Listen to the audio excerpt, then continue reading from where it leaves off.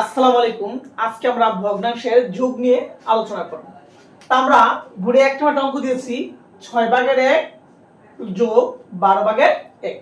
এখন আমরা জানি ভগ্নাংশের নিচেরটাকে বলা হর, উপরটাকে বলা হয় লব। তার মানে 6 হলো হর, 1 হলো লব।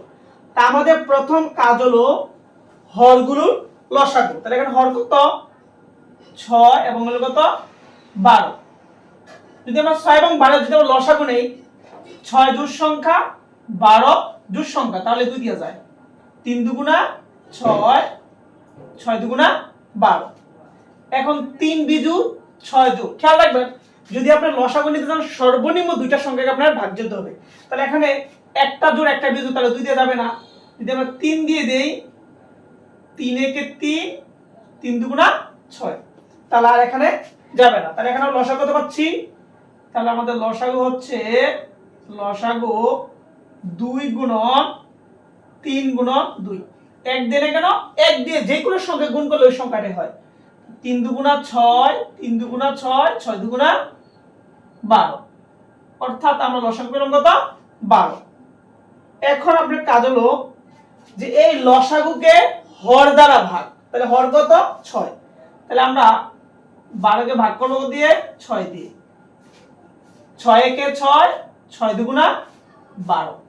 তার মানে হর দ্বারা ভাগ, ভাগফলকে লব দ্বারা গুণ। লব কত? 1। 1 দিয়ে করলে 2 একে 2। তার মানে এটা কত পেলাম আমরা? 2। যোগের যোগ। এবার আসুন এই 12। তাহলে এবার দ্বিতীয় ভগ্নাংশের হর কত? 12। তাহলে 12 দিয়ে ভাগ। 12 একে 12। এখন গুণ কত দিয়ে? লব দিয়ে। লব কত? 1। 1 একে 1। তাহলে একদম সহজ, আমাদের হয়ে গেল কত? 12। 2 আর 1 যোগ করলে কত হবে? 3। এই তো আমাদের উত্তর হয়ে গেল। এখন যদি আপনাকে কাটার ইচ্ছা থাকে তাহলে আপনি কি করবেন? যে 3 এর কাটি, তাহলে 3 4 12 উপর মানে 1, তার মানে কত? 4 ভাগের 1।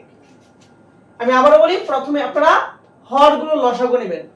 এই লসাগুকে হর দ্বারা ভাগ। হর কত?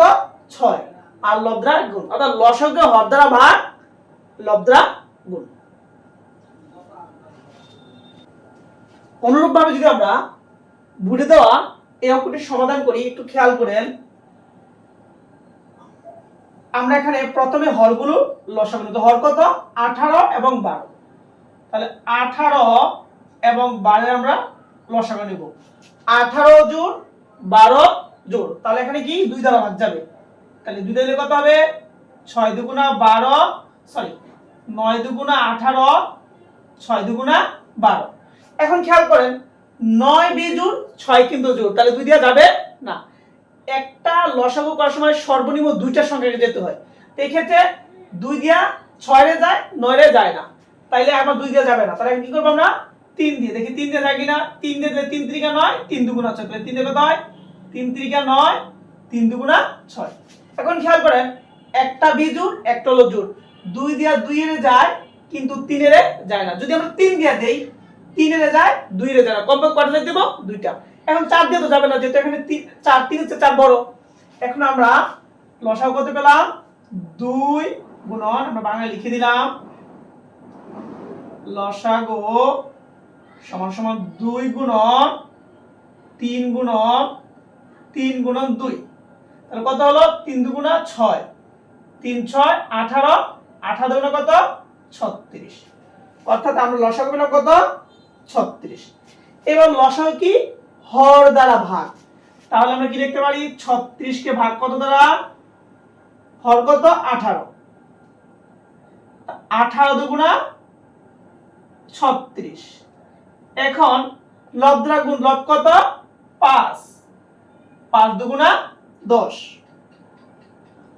যোগ। এখন যদি আমরা 36 কে ভাগ করি কত দ্বারা? 12 দ্বারা, তাহলে কি হবে? 12 একে 12, 12 দুগুণ 24, 3 12 36 গুণ কত দ্বারা? 3 দ্বারা। কত হলো? 3 3 9। একদম সহজ। এখন 36 10 এ আমরা যোগ করলে কত হবে? 19।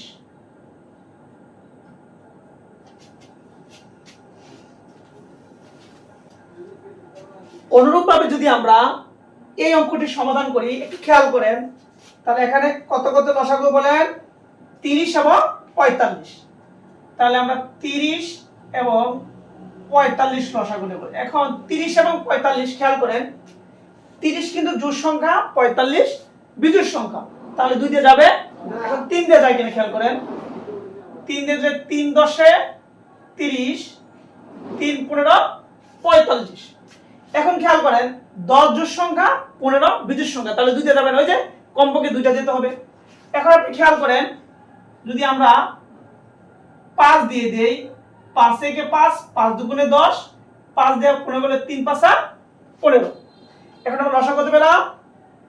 3 গুণন 5 গুণন 2 গুণন 3, 3 5 15, 15 দুগুণে 30, 3 30 90। অর্থাৎ আমরা লসাগু পেলাম কত? 90। এখন আমরা কি জানি? লসাগুকে হর দ্বারা ভাগ। তাহলে এখানে লসাগু কত? 90, হর কত? 30। তাহলে 3 30 90 গুণ কত দ্বারা? লব দ্বারা। লব কত? 5, 3 5 15 যোগ, এখন বলেন 90 ভাগ কত দ্বারা? 45, কারণ যেহেতু হর 45, 45 দুগুণা 90 গুণ কত দ্বারা? 2 দ্বারা, 2 দুগুণা 4। এখন যদি আমরা যোগ করে ফেলি কত হবে? 90, 15 আর 4 হলো 19। একদম সহজ, একদম সহজ, বুঝলে? একদম সহজ।